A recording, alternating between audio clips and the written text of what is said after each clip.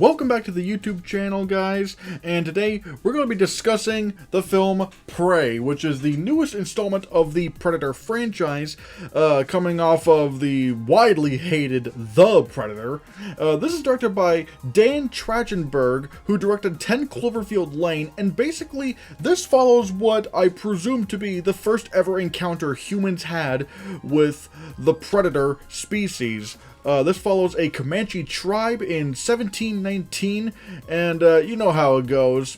A predator ends up in the forest and starts hunting down a bunch of different animals and starts hunting this Comanche tribe. It's Predator. We've seen it a bunch of times.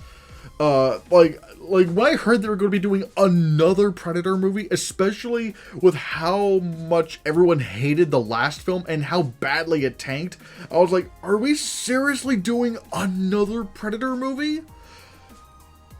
But I can't believe I'm saying this, but this might be the best Predator movie ever made.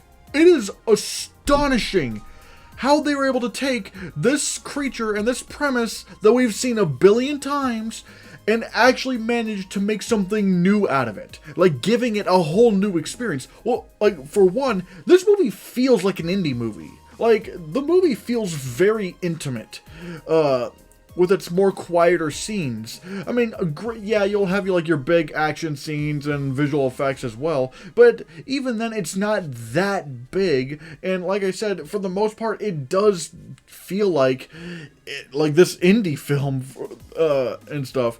Now, I mentioned that this is from the director of 10 Cloverfield Lane, Dan Trachtenberg. And if you know me, you know I really, really love 10 Cloverfield Lane. I think it might even be better than the first one. Like, somehow Trachtenberg managed to take the sequel to Cloverfield, which, keep in mind, back then, there was no word that a Cloverfield sequel was being made. It just, the trailer dropped and it's like, guess what? Cloverfield. And it's like, huh? So yeah, no one knew that a Cloverfield sequel was coming, let alone the fact that it looked like it had nothing to do with Cloverfield. Like, there was, it wasn't a found footage film, it seemed to be a very small kind of isolated thriller, but once the movie came out, again, I thought it was even better than the original. It managed to take something that we were already somewhat familiar with, although with 10 Cloverfield Lane, there's not really any mention of the events of the first Cloverfield. But again, it managed to take this thing that we already knew and making something completely new out of it. And that's what he does with Prey. Because Prey, like I said, it definitely is a Predator movie. It has all the Predator things you come to expect.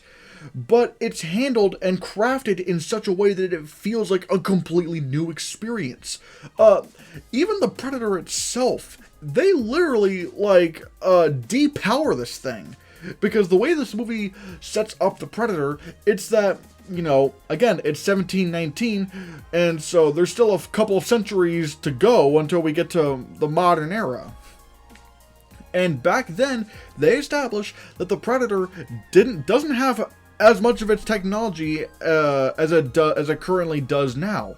It could still turn invisible, and I'm not going to say what kind of inventions that it has, but you could see where these gadgets would come into play in the evolution of this Predator creature. And so just the fact that they were able to do that is already fascinating. That already adds a new element to this creature. Because again, it's still a big threat. It's still gonna kill you. But, the way they were able to depower this thing and give it some substitutes that, like I said, feel like, or should I say, remind you of things that would come later on with the evolution of this creature, but it's not an exact thing. Like, there are still major bugs in, what this thing is capable of doing. I'm not going to get into specifics, but it is fascinating, and they take those limitations to the hero's advantage. And let's talk about the hero. Hold on, let me just look up the character real quick. Yeah, we have our main character named Naru, played by Amber Midthunder, and again, she's an interesting character. She really is an interesting character. She wants to be a hunter, like the rest of the tribe, but no one thinks that she can. And there's a bunch of traditional stuff that they talk about in this movie and show. Hell, there's not even really a whole lot of dialogue in the opening of this film. It's mostly visual storytelling. And again, a lot of this movie does have to do with visual storytelling. And it's fascinating. It's actually interesting to watch. And again, with this new culture that we're following in this film, it makes this film have a new experience that we haven't seen before. We're seeing this creature and what it's able to do through the lens of a culture that we have not seen interact with whatever this thing is before. And so I really did find that refreshing. What else can I say about this movie? Oh yeah, I might as well also talk about, some of the more crafty elements of the film, like the cinematography. Like I said, this movie does have that kind of indie feel to it, and it looks gorgeous. Like, they made the American West look so good. There's also the score. The score is also oddly very, very good. Like, it's really, really good. And I get, and hell, I'm not going to say exactly what it is, but there is a callback to the first Predator.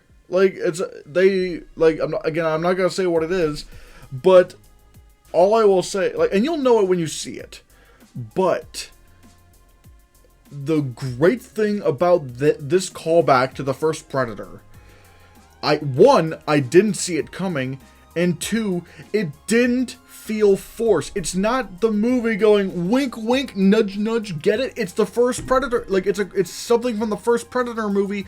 No, there is a reason for that reference to be done.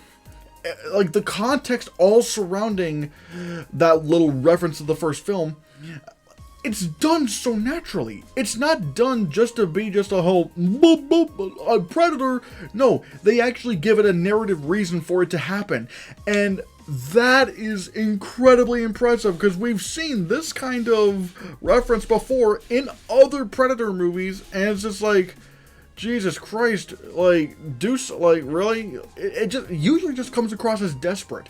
But damn it, this movie managed to make it actually impactful. And there's even a lot of really well done narrative parallels between the Comanche and the Predator itself, where the Comanche, they only hunt, they only kill what they need to survive. They don't take more than what they need. The Predator, and as you see later on in the movie, without giving away too many spoilers, another, what's the word I'm looking for? Another antagonist that enters the film, they pretty much just hunt for sport. They hunt and kill for sport, whereas, like I said, the Comanche, they only kill and take what they need. And it's something that I never thought of with, Predator before, but again, it just shows how fucking clever this movie is. It really is. This is a Predator movie I never thought would get made. I never thought this would be a Predator film that would end up resurrecting what I thought was a dead franchise. If I had any complaints over the film, I will say it's really only a minor one, and it's that you hear there's a scene where you hear the Wilhelm scream, and I don't know, in something like a Marvel movie and a Star Wars movie, I think you can get away with that, but seeing as how this movie was so grounded in reality, and you know, now they just have the Wilhelm scream pop up in this one part, in this one scene. It's a small problem, really, but I will, if I had to say any kind of negatives with Prey, I guess it'd be that. The only other thing, and granted, this isn't even really a negative towards the film, it's that, God, I wish this were a theatrical release, because if this were a theatrical release, I would probably put this amongst my favorite films of the year so far.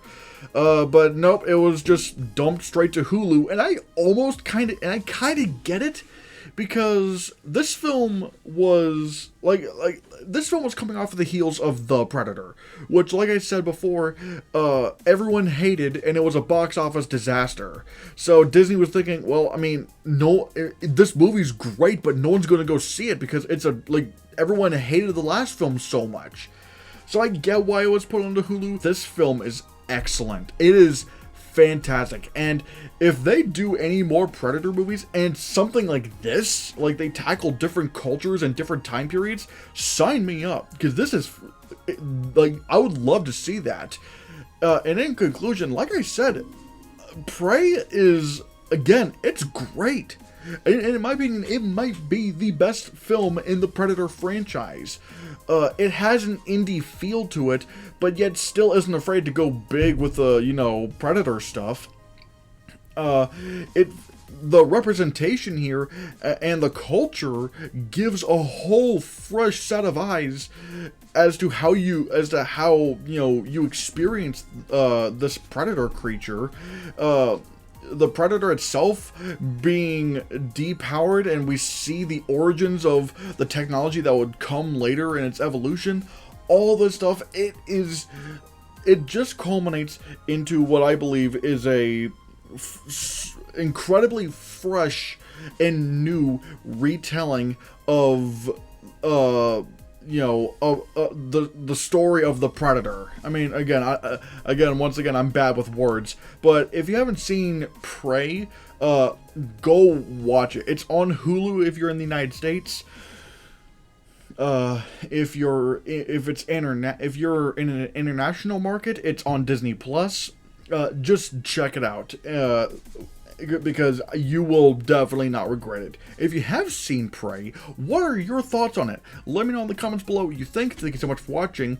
Don't forget to hit that subscribe button, hit that bell icon so you can be notified of future videos. Give this video a like, share the video so that we can appease the algorithm gods, and if you want to see more, click this.